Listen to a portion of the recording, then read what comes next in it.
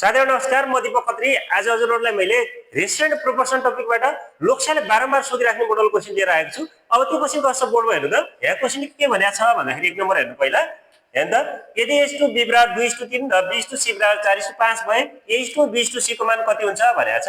जुन क्वेशन चाहिँ लोकसेवाले नेपाल टेलिकमको 7औं तलाई 2022 सालमा सोधिसकेको छ। हेर्नु त, हामीले पत्ता लगाउनु पर्ने कुरा के हो भन्दा a b र c को रेशियो हेर्नु त, अथवा a/b/c हो। अब त्यो कसरी पत्ता लगाउन सकिन्छ हेर्नु त।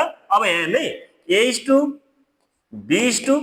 हेर्नु त, हामीले पत्ता लगाउनु पर्ने कुरा यो हेर्नु है, यो हो भने अब हजुरले पहिलो लाइन पढ्नु भयो भने के छ हेर्नु त, a/b बराबर 2:3 छ भनेपछि a को तल 2 लेख्नु, b को तल कति लेख्नु भन्दा 3 लेख्नु, c खाली छ। हेर्नु त, c के छ भन्दा हाम्रो खाली छ। अब हजुरले दोस्रो लाइन पढ्नु भयो भने b/c बराबर कति छ त, 4:5 छ। अब b को तल 4 लेख्नु, c को तल कति लेख्नु भन्दा 5 लेख्नु। अहिले हाम्रो के खाली छ भन्दा दोस्रो लाइनमा a खाली छ। a को तल के गर्नु भन्दाखेरि यसरी स्पेस छोड्दिनु। अब हेर्नु, यो भन्दा पछाडी हामीले के गर्ने हो भन्दाखेरि यी खाली रहेका कोठाहरुमा हामीले नम्बर भर्दियौ। अब त्यो नम्बर कसरी भरिन्छ भन्दा यी खाली रहेका कोठाहरुको जस्ट अगाडि अथवा पछाडी चाहिँ नम्बरहरु भरिया हुन्छ। हो त्यही नम्बरलाई उठाएर हामीले यी खाली कोठाहरुलाई पूरा गर्छौं अथवा भर्छौं। अब हेर्नु त, यो खाली कोठाको जस्ट अगाडि कति छ त, 3 छ। 3 छ भने यो 3 लाई ल्याएर यहाँ राख्छौं। अब यो खाली कोठाको जस्ट अगाडि त केही छैन, जस्ट पछाडी कति छ त, 4 छ। यही 4 लाई ल्याएर यहाँ राख्छौं। अब यसपछिको काम भने हाम्रो के हो भन्दा तलतिर गुणन गर्ने हो। हेर्नु त, 2 चक्कु 8 हेर्नु है, 2 चक्कु 8, त्यसपछि 3 चक्कु 12, त्यसपछि कति भयो भन्दा 3 पंचे 15 भयो। अब हेर्नु है, हामीले अझै ध्यान दिनुपर्ने कुरा के छ भन्दा यी तीनैवटा संख्यालाई कुनै एउटा निश्चित नम्बरले काटेर यो भन्दा सानो रेशियो बनाउन सक्यो भने हामीले त्यो रेशियो बनाउने हो। यदि सकिएन भने हाम्रो फाइनल रेशियो भने यही हुन्छ। जस्तै भनाइको मतलब के भने त यी तीनैवटा संख्यालाई कुनै एउटा निश्चित नम्बरले भाग लाग्न पर्यो भने त त्यस्तो अवस्था छ कि छैन हामीहरु। 8 र 12 लाई त 2 ले भाग जान्छ, तर 15 लाई लाग्छ त, जाँदैन। 15 लाई भाग लाग्दैन अथवा भाग जाँदैन। यसको मतलब हेर्नु त, 12 र 15 लाई 3 ले भाग जान्छ, तर 8 लाई जान्छ त, जाँदैन। हेर्नु, यसको मतलब के भयो भन्दा यी तीनैवटा संख्यालाई कुनै एउटा निश्चित नम्बरले अहिले काट्न सकिने अवस्था छैन। त्यसो हो भने हेर्नु त, a/b/c भने 8:12:15 हुँदो रहेछ।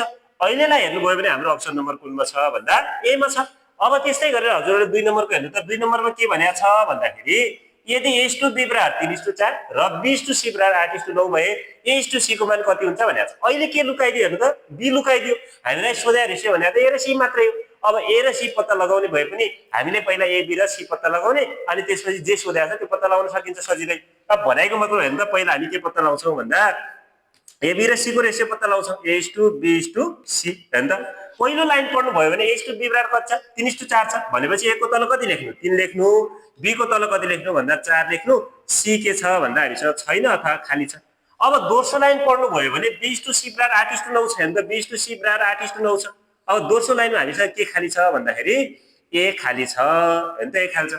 अब हामीले के गर्ने हो भन्दा यी खाली रहेका कोठाहरु भर्ने हो। खाली रहेका कोठा कसरी भर्छौं भन्दाखेरि हामीहरु यी खाली रहेका कोठाहरुको जस्ट अगाडि अथवा पछाडी कुनै नम्बर भरिएको हुन्छ, त्यही नम्बरलाई ल्याएर हामीले उठाएर त्यहाँ पूरा गर्छौं।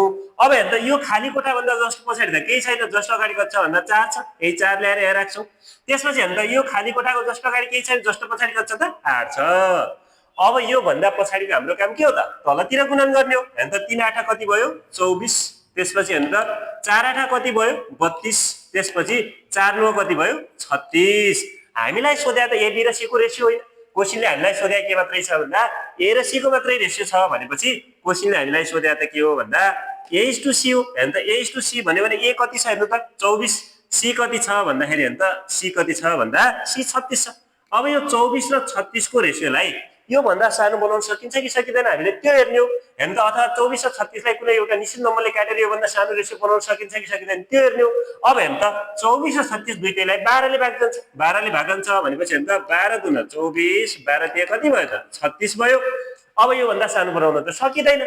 यसको मतलब हाम्रो a र c को रेशियो भने 2:3 नै छ।